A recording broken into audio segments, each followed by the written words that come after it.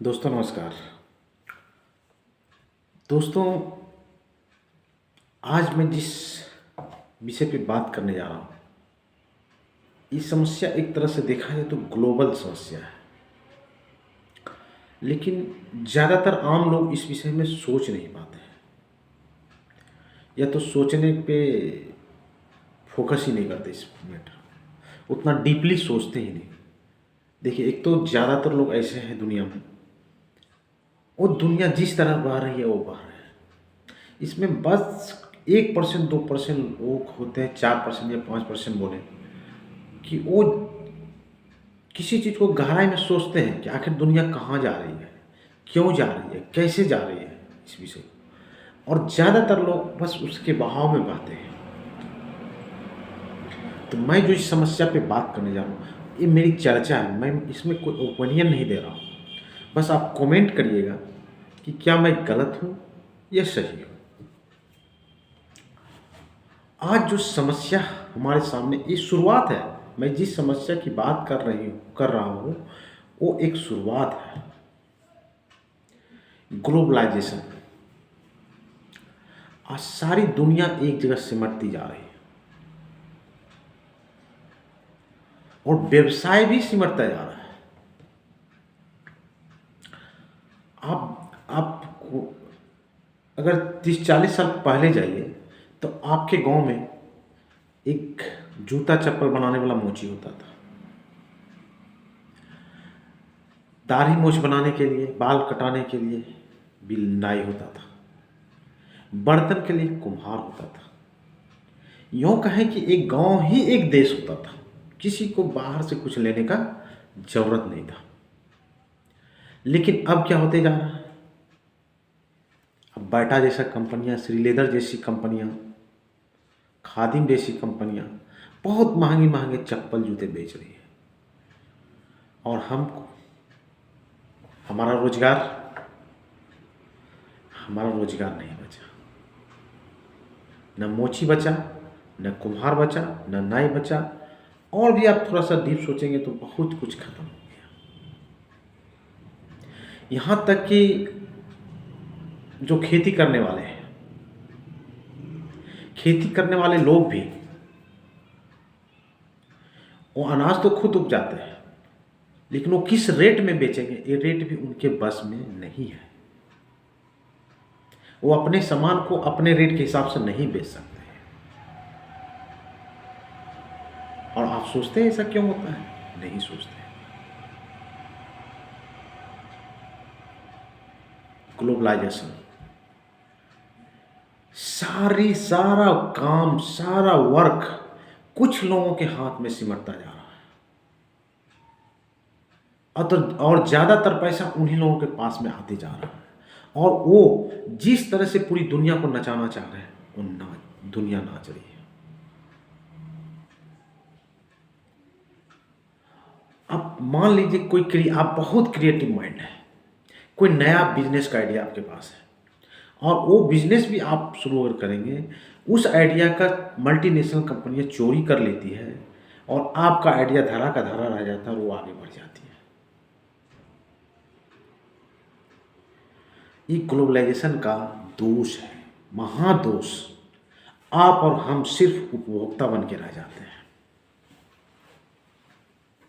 सोचिएगा मेरी बातों में, और जहां असहमत होइएगा कमेंट करिएगा।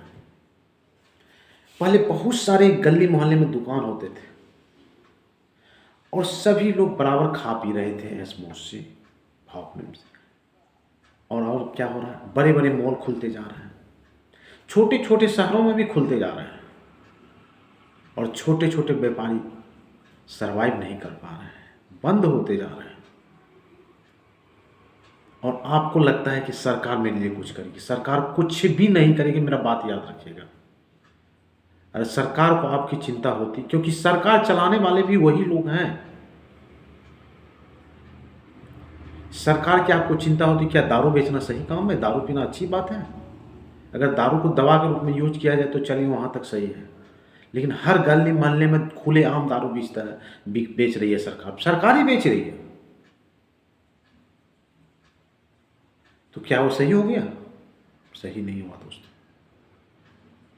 हम और आप सिर्फ एक उपभोक्ता बन के रह गए हैं। मास में लोग पढ़ लिख ले रहे हैं। एक बात और याद रखिएगा, मैं दूरगामी बात बोल रहा हूँ, शायद आप मेरी बात से सहमत भी कई लोग हो सकते हैं, लेकिन मुझे तो ये बात सत्य लगती है। आप बड़ी से बड़ा एजुकेशन ले लीजिए, आने वाले समय में आपका वेतन भी यही लोग तय करेंगे, आप नहीं तय कर पाएंगे। मेरी बातों को अच्छी तरह कान में रखिए, समझिए इस बात को। और जो चीज़ मेरे लिए अच्छा है उसका ही हम विरोध करते हैं। क्यों विरोध करते हैं? क्योंकि हमें समझ नहीं है। सरकारें भला नहीं करेगी, चाहे किसी की भी सरकार हो। आप छोटा सा उदाहरण देखिए, आज से 10 साल पहले जाइए, आपको 12-13 कंपनियां थी टेलीकॉम सेक्टर की। टेलीकॉम सेक्टर की 12-13 कंपनियां थी। आज कितनी कंपनियां हैं? अगर गवर्नमेंट की BSNL अगर छोड़ दी जाए तो 3 कंपनियां हैं, और एक कंपनियां जियो, जो कि हाल फिलहाल में आई और छा गई, नंबर 1 कंपनी बन गई। कैसे बन गई? बस आपको फ्री देते कि 2 साल, 1 साल, 2 साल, 3 साल फ्री दी और आप उसका शिकार हो गए, और कई कंपनियां बंद हो गई। वोडाफोन तो हुक हुक के कगार पे है, कब मरेगी पता नहीं। आप देखिए उसका बैलेंस शीट जाके 6,000-7,000 करोड़ हर तिमाही में उसका नुकसान हो रहा है। पता नहीं कंपनियां कैसे चल रही है। देखा जाए तो 2 ही कंपनियां बची, एयरटेल और जियो। क्या सरकार ने इसको रोकने की कोशिश की कि सारी कंपनियां चलती रहे? कोई प्रयास नहीं किया। क्या मतलब है सरकार? गली मोहल्ले में मेडिकल दुकान, कपड़ा का दुकान, सारा बिजनेस तो ऑनलाइन वाले लेते जा रहे हैं और मॉल वाले लेते जा रहे हैं। एक समय आएगा, ये सिमटते जा रहा है, अभी तो शुरुआत है। सिमटते सिमटते सिमटते सिमटते सिमटते कुछ लोगों के हाथ में सारा बिजनेस बचेगा। आदित्य बिरला वाले, टाटा वाले, रिलायंस वाले, हम बोलते हैं अरे टाटा बहुत चैरिटी, रतन टाटा बहुत महान। कैसे का महान भाई? रतन टाटा अगर हॉस्पिटल खोल दिए तो फ्री कर दिए, किसी को क्या?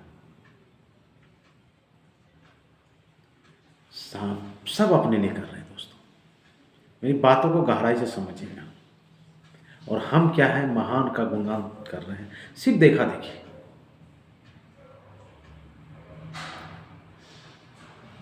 तो जरा इस विषय पे हमें सोचने की जरूरत है।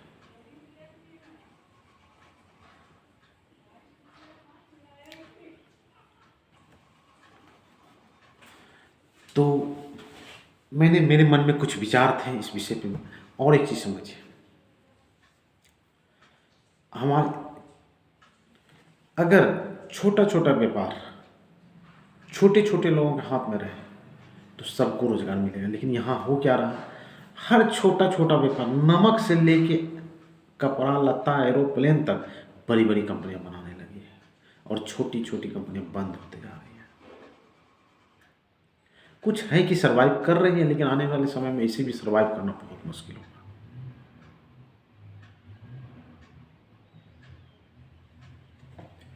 तो इस विषय पे आप लोग सोचिए, कमेंट करिए क्या मैं गलत हूँ या सही हूँ।